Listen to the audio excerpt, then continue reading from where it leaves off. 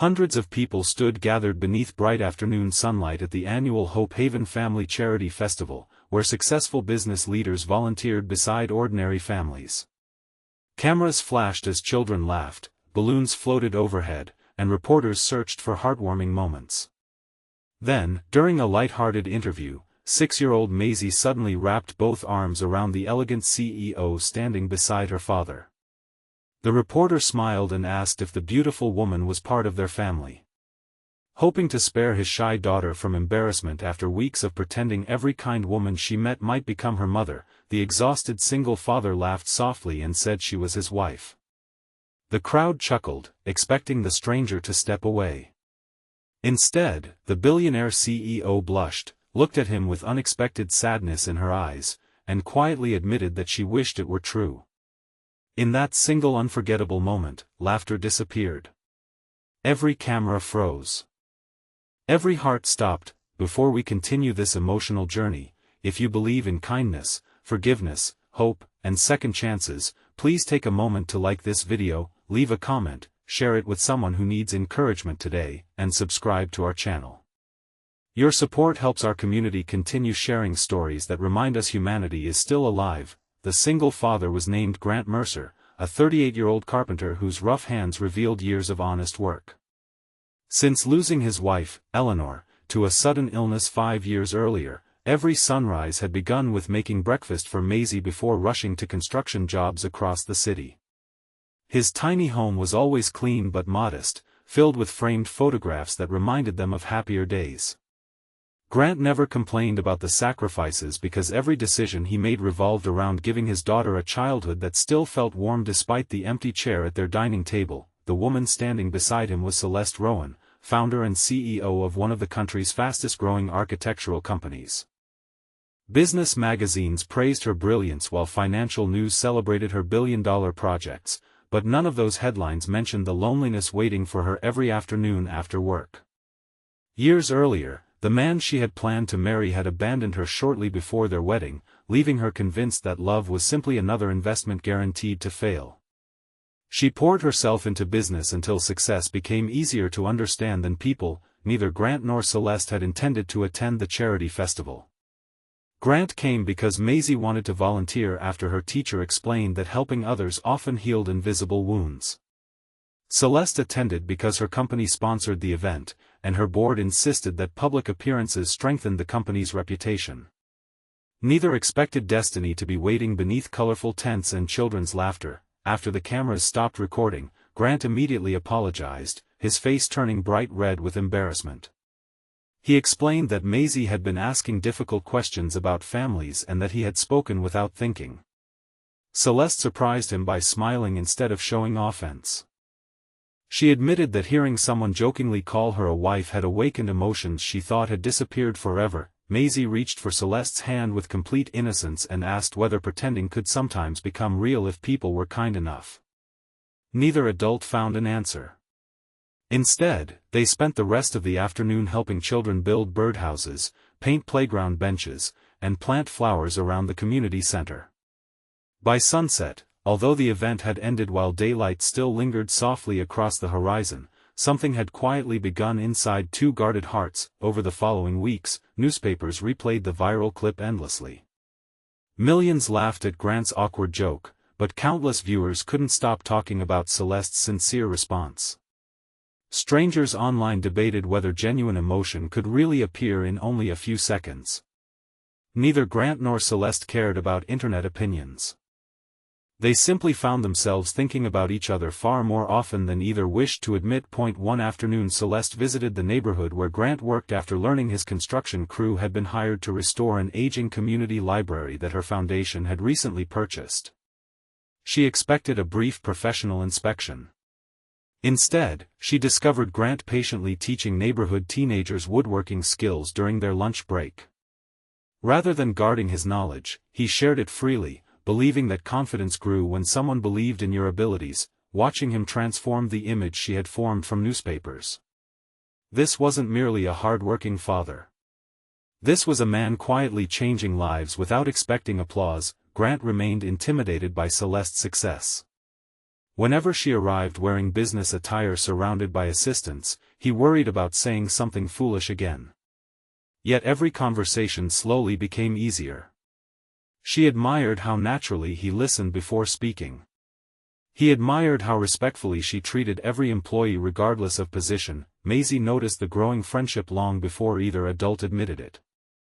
She began drawing pictures featuring 3 smiling figures standing together beneath sunny skies. Grant carefully hid the drawings because he feared giving his daughter unrealistic expectations. His greatest fear wasn't remaining alone. It was watching Maisie experience another heartbreaking goodbye. Months passed entirely beneath bright mornings and warm afternoons. Weekend charity projects became shared traditions. Together they renovated playgrounds, delivered furniture to struggling families, and restored neglected parks. Reporters occasionally appeared hoping for romantic headlines, but both insisted they were simply friends. Then life tested them. Grant's employer unexpectedly declared bankruptcy, leaving dozens unemployed. Within days, overdue bills covered his kitchen table. He secretly considered selling the small house that still held every memory of Eleanor. Pride prevented him from asking anyone for help, especially Celeste. At nearly the same time, Celeste's board of directors demanded she distance herself from Grant. Investors worried that public fascination with an ordinary carpenter distracted attention from corporate growth. They suggested finding someone whose social status better reflected her success. For the first time in years, Celeste questioned whether wealth had quietly surrounded her with people who understood profit but not compassion. Rather than obeying, she visited Grant during a volunteer event at a children's rehabilitation center. She found him smiling despite carrying invisible burdens. Only after noticing unopened utility notices inside his work truck did she realize how difficult life had become. Instead of offering money, which she knew would wound his pride, Celeste proposed something entirely different. Her company needed someone to supervise restoration projects for historic buildings, someone who respected craftsmanship over shortcuts. She offered Grant the position because she trusted his character, not because she pitied him. Grant hesitated. He feared becoming another charity case. Celeste gently explained that kindness offered with respect creates opportunity, not dependency. He accepted. Working together revealed challenges neither anticipated. Rumors spread throughout the company claiming Grant had received favoritism because of personal feelings between them. Some executives openly questioned whether a carpenter belonged in leadership meetings. Rather than defending himself with angry words, Grant allowed his work to answer every accusation. Within months he saved the company millions by preventing expensive restoration mistakes that inexperienced consultants had overlooked. Slowly even his harshest critics admitted his experience could not be purchased with prestigious degrees. One sunny afternoon the company celebrated completing its largest community restoration project, transforming an abandoned textile mill into affordable housing for struggling families. During the dedication ceremony, an elderly woman approached Grant carrying faded photographs. She recognized him. Years earlier, when her home had burned, Grant had quietly rebuilt her porch for free without telling anyone. She had searched for him for years simply to say thank you. The crowd fell silent as more people stepped forward with similar stories. A widower whose wheelchair ramp Grant had built without charging. A teacher whose classroom shelves he repaired during his vacation. A veteran whose roof Grant fixed before winter. None of those acts had ever appeared on social media, none had been done for recognition. Celeste realized she wasn't standing beside an ordinary man, she was standing beside someone whose wealth had always been measured in lives improved rather than dollars earned. Tears filled her eyes. Later that afternoon, after the ceremony ended beneath clear blue skies, Grant finally confessed the truth he had hidden since the festival. He admitted that every time Maisie called Celeste her friend, he secretly wished the child's innocent imagination could somehow become reality. Yet he had been too afraid to risk losing another person he had grown to love. Celeste smiled through happy tears. She admitted that the embarrassing joke months earlier had been the first moment in years that made her imagine a future beyond board meetings and quarterly reports. She confessed she had whispered, "I wish that were true," because, for one unexpected second, she had seen the family she thought fate would never allow her to have. Maisie came running across the grass carrying one of her newest drawings. This time there were no imaginary faces. The picture showed Grant, Celeste, and herself standing together in front of a small home surrounded by flowers. Across the top she had written, in careful uneven letters, "Families grow where love lives."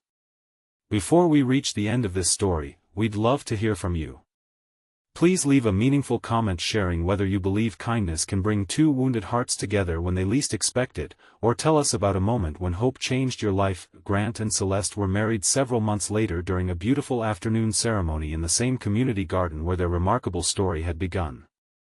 There were no extravagant displays of wealth, only grateful families, laughing children, loyal friends, and countless people whose lives had been touched by their generosity. Grant never stopped honoring Eleanor's memory, and Celeste never tried to replace it. Instead, she became part of a future built on honesty, respect, and love. Maisie no longer wished for a family because she finally had one. Their home became a place where neighbors were always welcome, where second chances were celebrated instead of judged, and where every bright new day reminded them that sometimes the greatest miracles begin with an awkward joke spoken by an ordinary person brave enough to keep believing. That if this story touched your heart, please like this video, leave a meaningful comment, share it with someone who needs hope today, and subscribe to our channel so you never miss another emotional journey. Remember, the most valuable people are rarely the ones with the biggest fortunes. They are the ones who make others feel seen, valued, and loved. Sometimes, a single kind sentence can become the first chapter of a life no one ever imagined possible.